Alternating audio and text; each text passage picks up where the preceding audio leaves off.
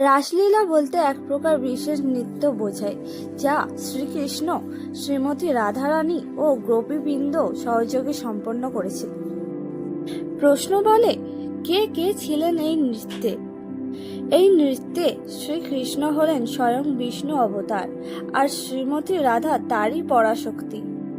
আর গোপীগণ হলেন সেই ঋষিমুনিগণ যারা অনেক সাধনা করেও ত্রেতাতে শ্রীরামের দর্শন পাননি। তাদের মনে অভিলাষা ছিল, ভগবান যখন এই পৃথিবীতে লীলা করেন তখন তিনি তার দৈবিক শক্তি দ্বারা ওই ঋষিমুনিদের তার লীলা সঙ্গিনী রূপে সৃষ্টি করেন, আর লীলা শেষ হলে তারা সবাই পৃথিবী ত্যাগ করেন। শারদ পূর্ণিমা তিথিতে শ্রীধাম বৃন্দাবনে হয়েছিল রাসলীলা।